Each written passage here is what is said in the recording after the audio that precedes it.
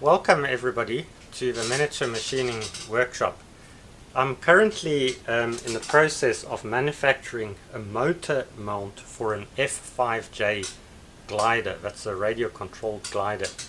This is what the motor mount at the moment looks like, and what I'm going to show in this video is how I prepare to drill the holes which the motor actually then sits on.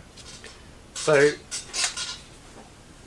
basically I've got the rotary table set up in the milling machine, and then I'll take the part and clamp it in the 3-foot jewel chuck, try and center it, and then to double check that it's in the center and running true, I'm going to put the clock on it and then rotate it just to check whether it runs reasonably accurately. So I'll rotate it 360 degrees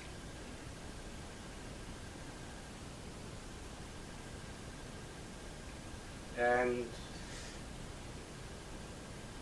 coming up to 360, it's within 800ths of a millimeter, so that makes it 400ths of a millimeter out of center, which for this purpose is way sufficient. The next thing to do is I take the center fix here, and I have to now establish the center of the part.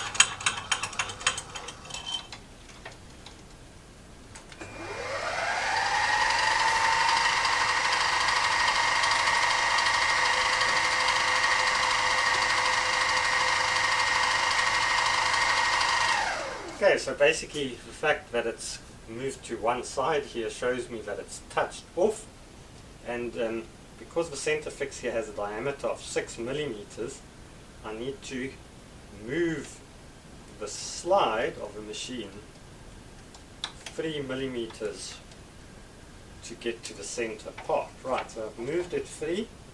That basically now means the axis of the machine is on the circumference of a part, and the part being 36 in diameter at the moment, if I want to be more accurate, 35.8, so that would make it 17.9 millimeters that I have to move the slide forward to get into the center.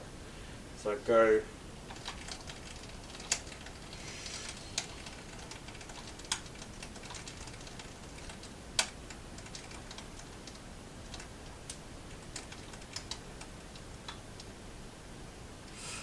I'm basically stopping here 1/10 of a millimeter before I reach 9 revolutions. That means I've placed the slide in the center in this direction. Now I've got to do the other direction, same thing. Touch it off.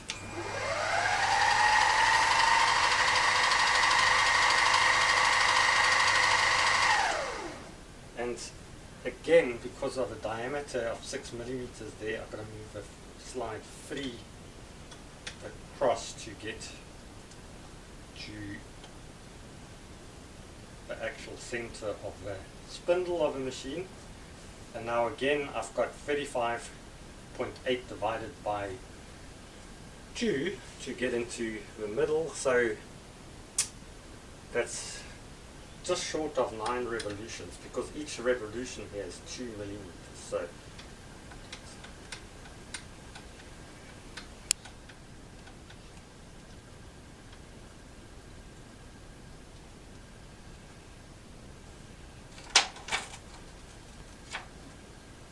okay, so basically now the spindle of the machine is exactly in the center of a part.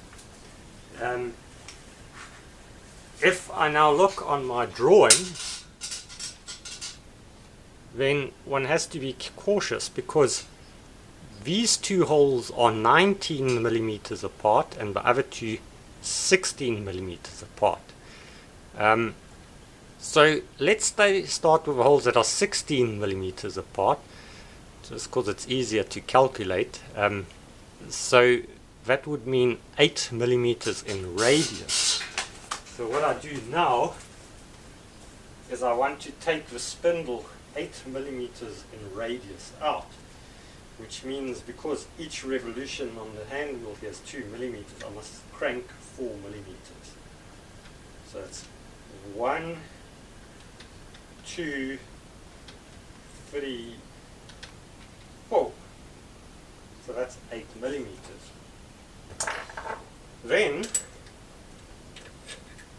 what happens next, I put the center drill into the spindle.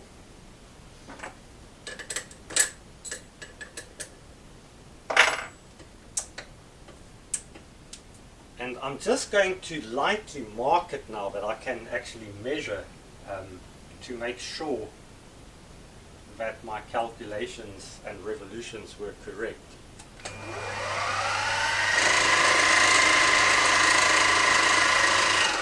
Okay, so I've just made a little dot there, and now I'm going to move the rotary table 180 degrees.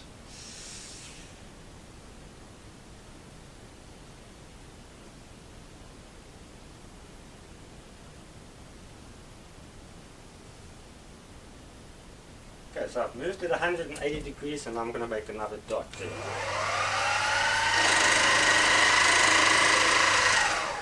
Okay, so now I've got a dot, and I should now measure 16 millimeters here if I've done everything correctly. Right, that looks good. That is indeed 16 millimeters. What I'll do next now is to center drill the holes properly, and then I'll drill with a 3.5 millimeter drill, and thereafter they have to be countersunk as well.